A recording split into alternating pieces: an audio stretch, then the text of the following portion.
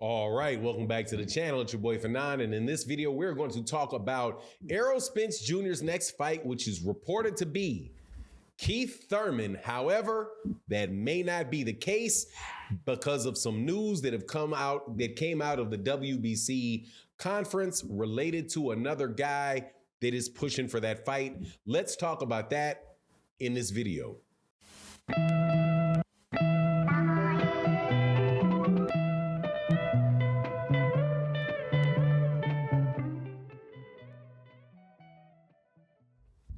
All right, welcome back to the channel. It's your boy Fanon. In this video, we're going to be in the 147-pound division. Errol Spence Jr.'s next fight being the subject matter of this.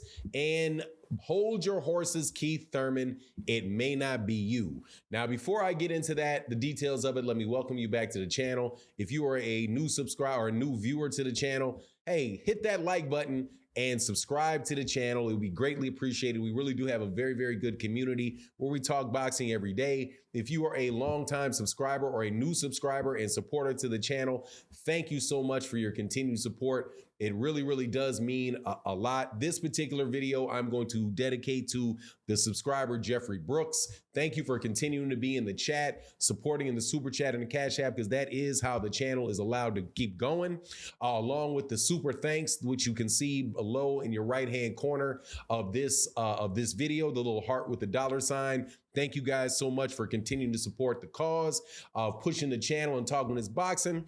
Let's get into this. So everybody is talking about Errol Spence Jr. fighting Keith Thurman next because the WBC has mandated the fight to take place between the two. This happened at the WBC convention that took place last week. Mauricio Suleiman said that in an interview that before that the Errol Spence Jr. Keith Thurman, the WBC mandatory is the next one due. And therefore, Errol is going to have to fight him or, get stripped. Now, there is some contrary information that has now come out by Richard Schaefer. If you're not familiar with Richard Schaefer is the former CEO of Golden Boy Promotions when Golden Boy used to be a big promotional company. He is now the head of Probellum, I do believe, another promotional company that is responsible for the career of Emmanuel Stanionis. Stanionis is the WBA regular champion. He won that belt in a fight, in his last fight that he had against Butaev. And he is the mandatory for Errol Spence. Now, he's not the mandatory in the usual way because people familiar with the WBA know that the WBA super belt, which Errol Spence Jr. holds, does not have a mandatory. It does not have a mandatory. The person that has the mandatory is the WBA regular champion. And that WBA regular champion is Emmanuel Stanionis. But so why would he be the mandatory for Errol Spence? Because the WBA was trying to consolidate belts, and more importantly, Emmanuel Stanionis was ordered to fight Yordenis Ugas before Yordenis Ugas had beaten Errol Spence, before Yordenis Ugas had lost his title to Errol Spence Jr. So when Errol Spence Jr. won that fight, he adopted, or he took responsibility for the mandatory order that was out there for Yordenis Ugas. Now, the funny thing with that is, though, that Emmanuel Stanionis took step aside money from Yordenis Ugas in order to for Errol and Ugas to make that fight. So now Stanionis's promoter, Richard Schaefer, is saying that he's the next in line. So you got those two guys that are both saying they're in line. Now, so the question is going to be, what is Errol Spence Jr. going to do? Is he going to fight Stanionis, or is he going to fight Keith Thurman?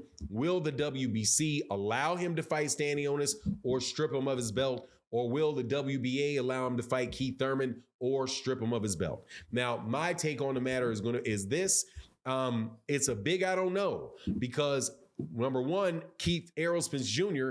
doesn't like Keith Thurman and didn't want to fight Keith Thurman, and said that he may move up to 154 pounds, and he actually has said he would never fight Keith Thurman. But at the same time, he said, related to Terrence Crawford, that he was going to circle the block and come back around to fighting Terrence Crawford. Now, I promise you this, though.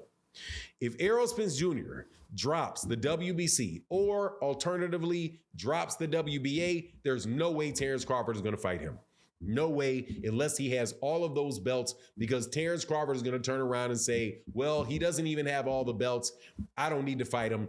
Tell him to become my mandatory or something like that. Already tough enough to get Terrence Crawford, hard to get Terrence Crawford in the ring with him. If he drops the belt, either one of those belts, it's a wrap. Now, the money, more than likely, if he's looking at it from a monetary standpoint and he's looking at it from the standpoint of, a better win for his career, Errol should go, in my opinion, the route with Keith Thurman.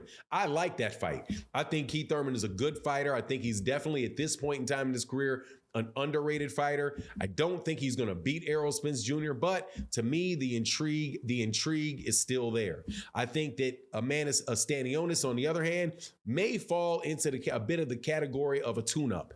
Now, I'm not sure, if it's going to, Stanionis is a good fighter. He's a good fighter. He's an aggressive fighter, very good. He stands in front of you a little bit, right? So he's going to be right there for Errol, but he's a very, strong fighter. He's a good fighter.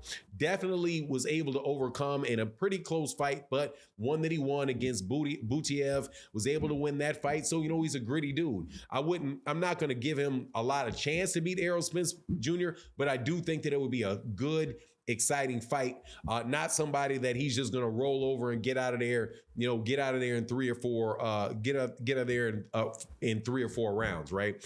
Even though I'm sure there's a lot of people that just assume that he will. So it's going to be interesting to see what Errol Spence Jr. does, man. He's got the option at 154.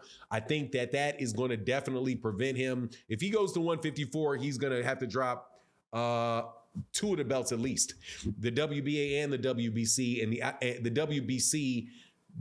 Actually, he may have to drop all 3, because you have the WBC. There's a IBF mandatory that's in there too for Jaron Ennis. So if he goes up, then that's pretty much going to get rid of that Terrence Crawford undisputed fight if he goes up at all.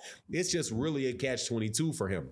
Rocking a hard place type of situation for him. It's very unfortunate though that Terrence Crawford wouldn't just take that fight. But as in the words of Bernie the Boxer, when Bernie the Boxer said it, I believe anyway, I'm not going to say I believe that these guys understand that as well, that by Terrence Crawford not fighting Errol, because Errol's got 3 belts, and Errol's going to have a hard route to go to get back around to trying to fight for undisputed. And I have to tell you, man, I really believe that there's a little bit of spite involved in this, for